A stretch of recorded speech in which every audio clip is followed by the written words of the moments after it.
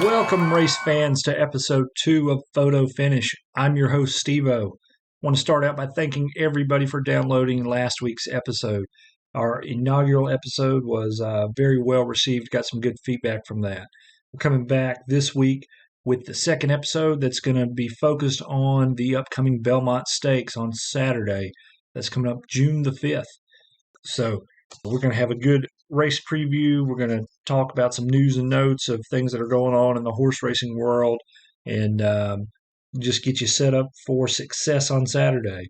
I want to remind everybody to go subscribe to this podcast anywhere you can find podcast, iTunes, Spotify, Google Play. The video version is on YouTube. I have to give a shout out to some buddies of mine that just started a new podcast called The Highway Mixtape. Shaps and Mendo are killing it over there. They've got a few more episodes out than I do. I think they've got 4 or 5 ready to go. So go give them a listen, find them on those same places. And lastly, I need to plug my producer, Spinnable Sports, and spinnablesports.com. So go check out spinnablesports.com for all your sports news. You can find the links to these podcasts there. The Highway Mixtape will be there as well. And pretty soon we're going to start having more and more contributors. That's SPINNABLE sports.com, Spinnable Sports. Let's get right into it. So we're going to start off with some news and notes around the horse racing world. Told you last time there was some controversy over the upcoming meet at Monmouth Park. The meet started this past week. The rules were changed in New Jersey. The New Jersey Gaming Commission passed a rule that said that jockeys can no longer use the whip. That was not met with fanfare by trainers and jockeys. So some of the top jockeys came out and said they're not going to ride at Monmouth Park. Monmouth Park has said if you don't ride opening day, we're not going to let you come at all. But we still have some other tracks running, so the top jockeys are still running at Belmont and Churchill Downs right now, so they haven't even thought about going to Monmouth Park. But we're going to keep an eye on the developments. I'll tell you that a couple of jockeys have said that they're not riding at all. Joe Bravo said no. Paco Lopez originally said no, he wasn't going to ride, and now he's saying that he will. He had other engagements last weekend, apparently, or I think he was serving a suspension last weekend, so that's why he didn't ride last weekend, but he's planning on riding this upcoming weekend. I think the big winner, jockey-wise, at the opening weekend was Dylan Davis. Dylan is an upcoming jockey. He'll show up in some of these top races from time to time. I think he got a couple of wins this past Saturday, so I would look for him to get most of the good mounts going forward at Monmouth between he and Paco Lopez. Dylan's going to be riding for Chad Brown among some other trainers, so that's something to keep your eye on. I also had the Santa Anita, had the Gold Cup this past weekend. Bob Baffert's in the news again. This time, Country Grammar took home the Gold Cup. You may remember Country Grammar from being in the Kentucky Derby, that he didn't fare as well in the Kentucky Derby, but Flavian Pratt took down the Gold Cup at Santa Anita, so that was a nice Grade 1 stakes win for Baffert. Speaking of Baffert, it has come down just very, very recently that Churchill Downs is suspending Bob Baffert for 2 years. That is huge news. Bob Baffert is one of the leading trainers in the country. New York has already suspended Baffert indefinitely pending the outcome of what was happening at Churchill Downs. So Baffert had the Kentucky Derby winner, Medina Spirit. For those of you that may not be aware, Medina Spirit tested positive for a banned substance. They've appealed that. The second test, the second sample, has now come back positive as well. And so Churchill Downs has suspended Bob Baffert, trainer for the Kentucky Derby winning horse, Medina Spirit. They've suspended him for 2 years, so that is a huge suspension. Baffert is I believe, 6-time Kentucky Derby winner, one of the best trainers in the country, but he is not without controversy. This is not his first go-around with banned substances. So we'll see what happens. I'm sure there's an appeals process. We'll see if Baffert elects to appeal and ultimately what the suspension is. But that's pretty big news that came down very recently with news of Baffert being suspended. New York suspended him previously pending the outcome of the Churchill Downs investigation. So that means that some of his top horses that ran in the Derby will not be running in Belmont Stakes. So that's why we have no Medina Spirit here, the Kentucky Derby winner, for the Belmont Stakes this weekend. So let's get into it. As I said, this coming Saturday, June 5th, we have the third leg of the Triple Crown, the Belmont Stakes. This is race 11 on a 13-race card. Post time is approximately 6:49 p.m. Eastern Time. We've got 8 horses in the field for the Belmont, and we will go over them here shortly and break them all down.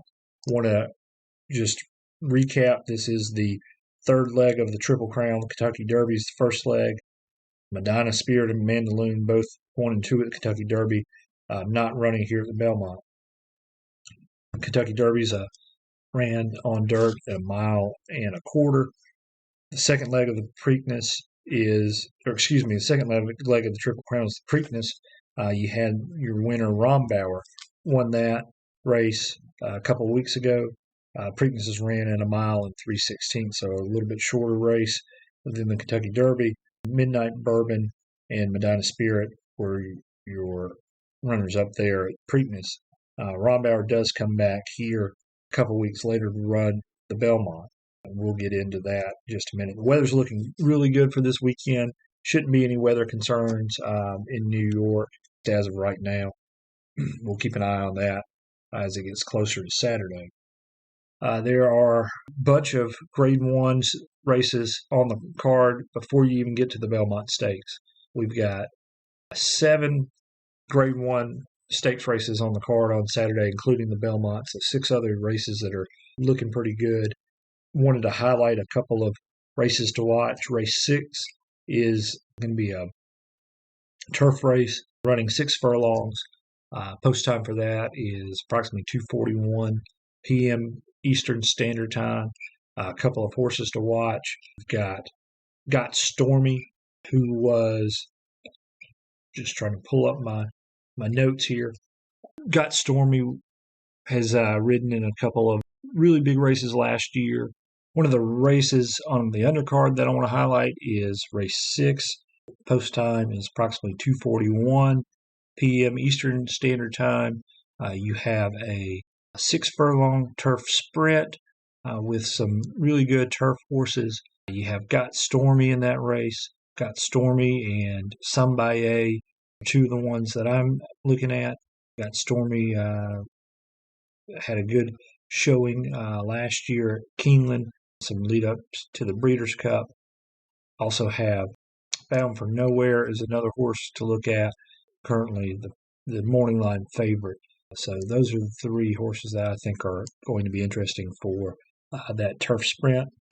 Race 7 is scheduled for post time at 3:18 p.m. Eastern. It is a dirt race, a mile and a half. This one we've got the ladies running 4-year-olds and upwards. A couple names you may recognize: Swiss Skydiver. Swiss Skydiver came back, won the Preakness last year, beat the men, beat the boys, and finished second in the Kentucky Oaks last year. So she has very good pedigree. Jose Ortiz will be riding her. She Dares the Devil also in this race. This is I think, going to be one of the best races of the day besides the Belmont Stakes. So Florent Giroux's riding She Dares the Devil. That should be a very good race. I'm looking forward to that one. Race 9 on the undercard. Another Grade 1 stakes race. Post time for that estimated at 4:42 p.m. This is a mile on dirt for horses 3 years old upwards. We've got Mischievous Alex drawing the rail. Irad Ortiz riding him. By my standards in this race, Dr. Post in this race, all names you may recognize from Kentucky Derby and the Triple Crown races from last year. So they're now 4 years old. running in this stakes race. So those are some horses to watch. But let's get to the main event. That's what everybody's here for. That's the Belmont Stakes. Again, race 11 on the card. Estimated post time 6:49 p.m. Mile and a half on the dirt. So for the horses that are ran in the first two legs of the Triple Crown, either Kentucky Derby or the Preakness, this is going to test their endurance. Mile and a half. None of these horses in this race have ran a mile and a half. So that is something to keep an eye on. We're going to go down the card by way of the draw and just talk about each of these horses. So you have the number one horse is going to be Bourbonic. Bourbonic is the first of three Todd Pletcher horses in this race. Kendrick Carmouche gets the mount. This horse won the Wood Memorial back in April at Aqueduct with Carmouche on the mount. Had a very disappointing showing in the Kentucky Derby. Didn't have the best start. Was towards the back of the pack in a 19-horse field, so that's it's tough to come back from. So we'll see if he can bounce back here. 15-1 are your morning line odds. Again, we talked last week, morning line. It's just an estimation of where the lines could end up at post time. So keep an eye on that. I expect these lines are going to move quite a bit. So I don't mind Bourbonic if he can continue to be upwards of 15-1. We'll see at the end of this when I give my picks if I'm going to use him or not. But 15-1, keep an eye on. Second horse, Essential Quality. This is your morning line favorite. This Godolphin LLC horse is going to be ridden by Luis Saez. Brad Cox is the trainer. This is his first start since the Kentucky Derby. The Kentucky Derby was this horse's first loss. He had 5 wins coming into the Kentucky Derby. He finished 4th at the Derby behind Medina Spirit, Mandaloon, and Hot Rod Charlie. So, this horse knows how to win. I'll be interested to see if Luis Saez can keep him fairly clean in this race. I think he'll just be kind of middle of the pack towards the front, looking to make a late run. We'll see if he can get it done. Doesn't have the best speed figures as far as closing speed goes, but overall, I think he might have the endurance to get it done. So he is your 2-1 morning line favorite. Third horse, here's your Preakness Stakes winner, Rombauer. Rombauer came from behind, came out of nowhere really to win Preakness. I think he was a $25 winner for you if you got him. Actually liked him in the Preakness, didn't think he would win, thought he would hit the board. My mistake was not betting him to win. I had a good price when I liked him. So can he get it done here at the Belmont? We'll see. 3-1 on the morning line. Johnny V Jr Velazquez gets the mount. He's trained by Michael McCarthy. Interesting to note that we have a jockey change here. After Flavion Pratt won the Preakness with him, we got Johnny V riding him here. Flavion Pratt committed shortly after the Preakness to ride Hot Rod Charlie in the Belmont Stakes. So we'll see if the jockey change makes a difference or not. Like I said, Rombauer's 3-1. He is got some very good closing speed. You saw that at the Preakness when he kind of sat right off the pace the whole race and then broke the last half mile and ran away with it. And so we'll see. This it looked like he had plenty of left in the tank at the Preakness. We'll see how the longer mile and a half treats him at the Belmont. Your fourth horse is Hot Rod Charlie. As I mentioned, Flavion Pratt is going to ride him here in the Belmont after riding him at the Kentucky Derby to a third-place finish. He's trained by Doug O'Neill, and he is 7-2 on the morning line. He did win the Louisiana Derby back in March as a lead-up to the Kentucky Derby, so this horse knows how to win. I expect that Hot Rod Charlie will be on or near the early lead. I think the other horse that's going to be out front early is the 5-horse, Francisco de Aina. Ricardo Santana Jr. rides this horse. This is a horse that came over started in Japan, ran in United Arab Emirates earlier this year, first came over for the Preakness and had a very disappointing showing, finished think in 7th place there. He just didn't do a whole lot after. I think he was kind of getting talked up a little bit. Here, though, he's 30-1 on the morning odd. Real long shot. I just don't see it. I didn't see much from him in the Preakness. I think there's only 8 horses in this race. I think this is one of the ones you can toss. The 6th horse, Known Agenda, being ridden by Irad Ortiz Jr. This is the second Todd Pletcher horse in the race. He's coming in at 6-1 on the morning line. He has had some good form going into the Kentucky Derby. Won the Florida Derby.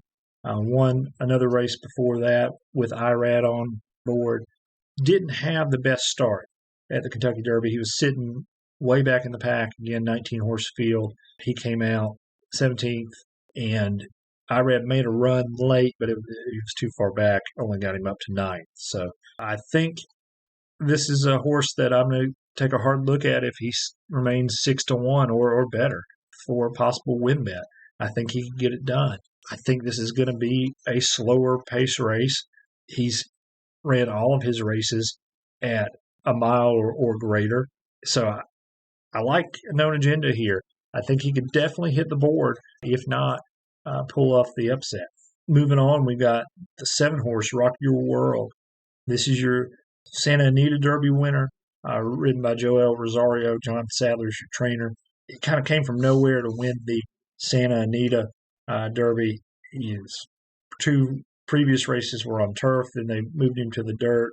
Didn't have a good showing at the Kentucky Derby. I don't see a whole lot from this horse. He's 9-2 on the morning line, but to me, this is a horse I'm not going to have anything to do with in the Belmont. Your last horse in this field is Overtook. This is Todd Pletcher's 3rd horse in the race. He does have some closing speed. Manny Franco gets the mount, but this is going to be by far the best competition he's faced. He ran most recently in a couple of grade 3 races. Didn't do I finished 2nd and 3rd, so not terrible, but with the stiffer competition, I'm not thrilled with his speed numbers here. So I'm tossing the 8. May potentially throw the 8 in to the tail end of Superfecta, just because his closing speed is not bad according to time forms. What I'm looking at, it's got a 109 closing speed, but I just don't think. I don't expect that he's going to do a whole lot. So how do I see this race? I think, as I said, I think Hot Rod Charlie and Francisco Diana they're going to be the horses on the early lead. I don't believe it's going to be a fast pace. I think that you've got Central Quality that's going to be up there, and then you'll have Rombauer sitting behind them. And then the 1 and the 6, Bourbonic, Known Agenda, I think will be towards the middle to the back of the pack. And those are the horses with the speed. Those are the ones that are going to be coming on late. Question is, will Essential Quality, who's going to be sitting just off the lead, be able to make a run, hold them off? Rombauer, who made a really strong run late at the Preakness, will he have enough to go the mile and a half to get it done? So how do I see this race? How am I betting it? I think that the slower pace favors the closers. Known Agenda and Bourbonic, I think, have the two of the better closing speeds in this race, along with Rombauer. I think all 3 of those hit the board. I'm going to take a little chance here and say Known Agenda gets it done with Irad Ortiz, this Todd Pletcher horse. Todd Pletcher knows how to win the Belmont Stakes. I think Known Agenda gets it done.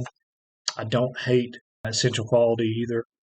I think if I had to pick, I'm going to probably play a 6-1 exacta box with the closing speed.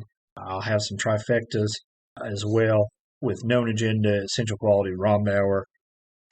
If Bourbonics can stay around 15-1, I like that price a lot. I think that's too high. I will definitely have some of Bourbonic and Exotics. So what are my official picks for this race? Hopefully they're winners. I'm going to go with Known Agenda, 6-1, finish on top. Central Quality is a good horse. I like Luis Saez back on board, knows how to win. But I'm going to go with Irad Ortiz. Known Agenda, I think, gets it done. Central Quality comes in second. I like Rombauer to finish third. So 6-2-3 are my picks. I will try box that for sure. Like I said, if Bourbonic stays 15-1, I'll use some of him. I'll probably have some of the 4 Hot Rod Charlie as well in exotics and just mix it up. So hopefully I've given you some good advice. As I said in episode 1, if I were doing this professionally, then I probably wouldn't be making this podcast. So don't bet your bankroll on my picks. Do your research for yourself. I promise. The next episode, I will teach you how to read a past performance or racing form. We will do that for sure the next episode. I want to just remind you once again, SpinnableSports.com is your place to find all your sports news. Highway Mixtape is another good podcast out there that you need to go check out. So this has been episode 2 of Photo Finish. I'm your host, Steve-O, and I look forward to seeing y'all again next week.